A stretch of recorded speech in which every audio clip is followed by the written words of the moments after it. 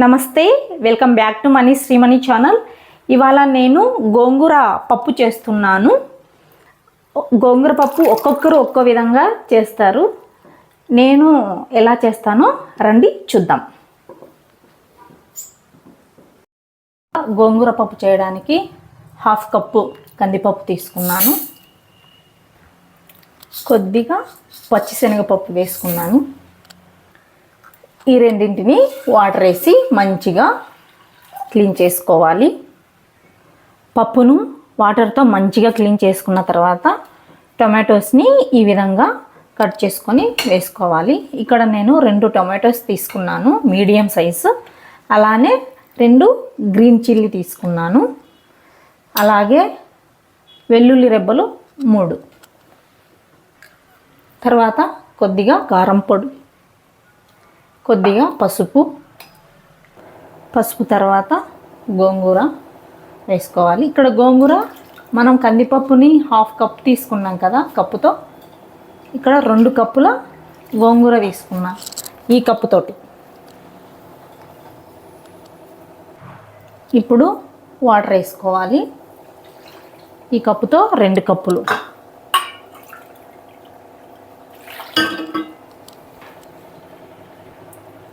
Water వేసుకున్న తర్వాత cooker మూతని ఇలా పెట్టేసుకున్నాం.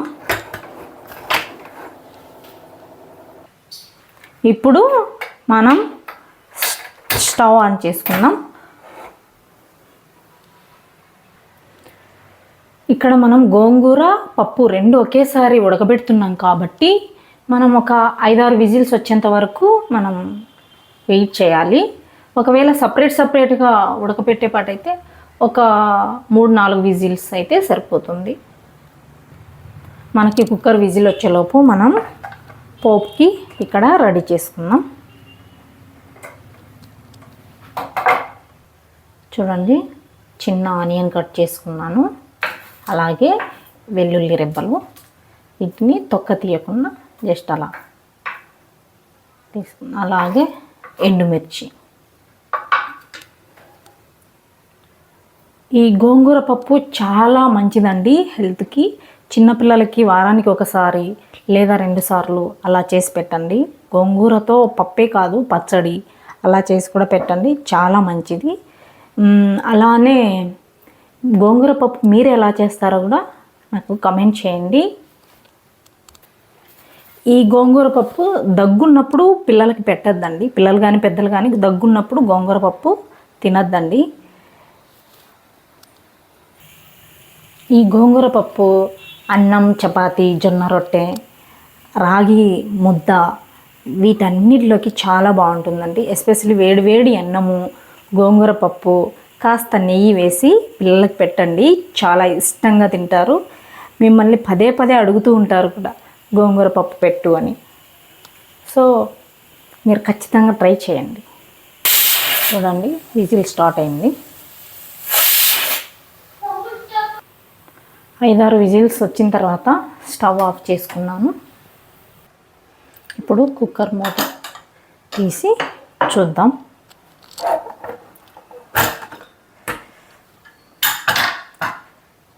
చూడండి,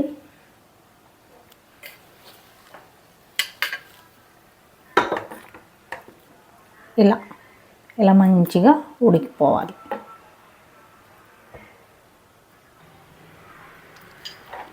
వాటర్ని ఇలా వంపేసుకున్నాం.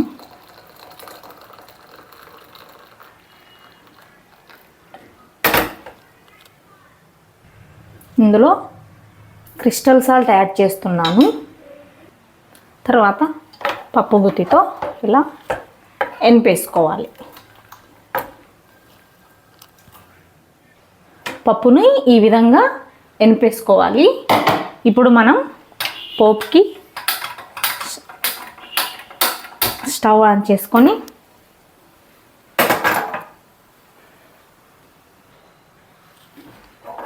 ప్యాన్ పెట్టేసుకున్నాం కదా, ఇందులో కొద్దిగా ఆయిల్. మన పోపు రెడీ అయ్యేలోపు మనం ఇలా ఎనిపేసి పెట్టుకున్నాం కదా, ఈ పప్పుని 2 నిమిషాలు పొయ్యి మీద పెట్టుకుందాం. ఆయిల్ బాగా వేడెక్కిన తర్వాత ఇందులో నెయ్యి వేసుకోవాలి. నెయ్యి వేసుకున్న తర్వాత కొద్దిగా ఆవాలు, కొద్దిగా జీలకర్ర, కొద్దిగా పచ్చిశనగపప్పు, అలానే ఒక 5-6 మెంతులు, తర్వాత కొద్దిగా వెల్లుల్లి కాదు ఉల్లిపాయ ముక్కలు, తర్వాత వెల్లుల్లి రెబ్బలు, అలానే ఎండుమిర్చి ఉన్నాయి కదా, ఎండుమిర్చి, కరివేపాకు.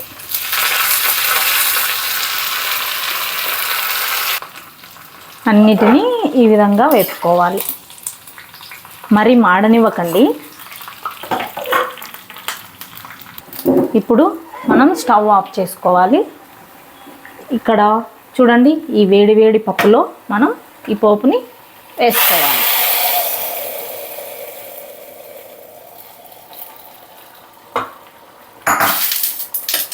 ఇప్పుడు మనం స్టవ్ ఆఫ్ చేసేయాలి.